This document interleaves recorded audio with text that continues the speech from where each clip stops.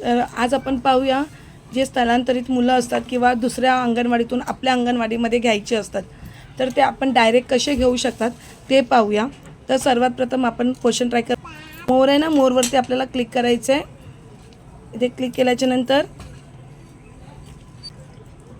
हे बघा, अंगणवाडी मायग्रेटवरती क्लिक करायचं आहे। आता अंगणवाडी मायग्रेटवरती क्लिक केल्याच्या नंतर इथे बघा आपल्याला पूर्ण खाली दिसतंय, इथे काहीच नाही आहे कारण आपण घेतलेले नाही आहे। दुसऱ्या अंगणवाडीतून आपल्या अंगणवाडीमध्ये ती मुलं आपण शिफ्ट घेतलेली नाही आहेत। मग आता ते घ्यायची आहेत आपल्याला।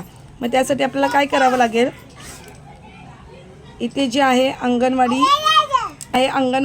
मायग्रेशन त्याच्यावरती क्लिक करायचं आहे। आता अंगणवाडी मायग्रेशनवरती क्लिक केल्याच्या नंतर इथे आपल्याला मोबाईल नंबर टाकून घ्यायचा आहे।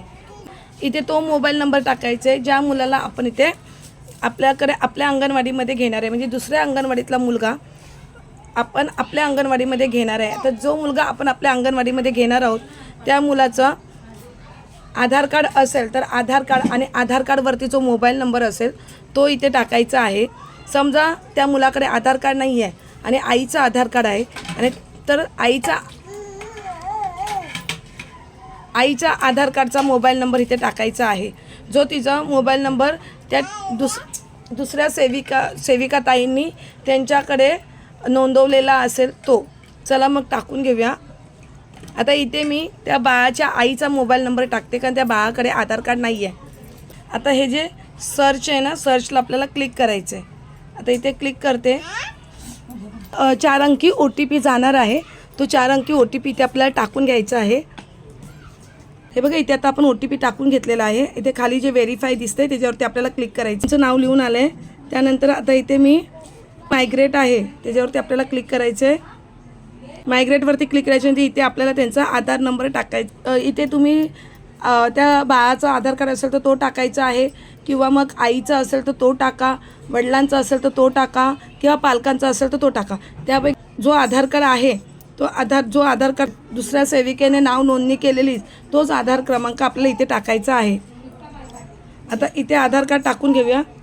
बघा, इथे सबमिट करायचं आहे। इथे सबमिट केल्याच्या नंतर आपल्यासमोर हा पेज ओपन होईल। म्हणजे यामध्ये काय आहे की एका अंगणवाडीतून दुसऱ्या अंगणवाडीमध्ये ते मूल ट्रान्सफर झालेलं आहे।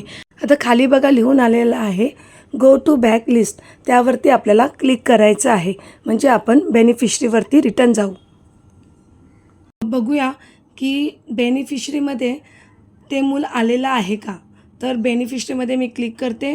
बेनिफिशरीमध्ये क्लिक केल्याच्या नंतर हे बघा 6 महिने ते 3 वर्षामध्ये आता हे समजा जर इथे तुम्हाला नाव दिसत नसेल तर आपल्याला रिफ्रेशच्या बटनवरती क्लिक करायचं आहे।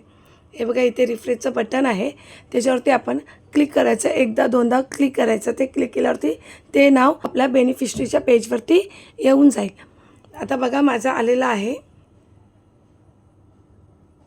हे बघा, त्या बच्चूचं नाव इथे मला येऊन गेलेलं आहे। पुन्हा मुलांची नाव नोंदणी करण्यापेक्षा जर आपल्या बाजूच्या अंगणवाडीतील किंवा बाहेरची अंगणवाडीतील लाभार्थी आपल्याला आपल्या अंगणवाडीमध्ये घ्यायचं असेल तर तुम्ही अशा प्रकारे त्याची प्रोसिजर करू शकता। माझा हा व्हिडिओ आवडला असेल तर लाईक, कमेंट, सबस्क्राईब करायला विसरू नका।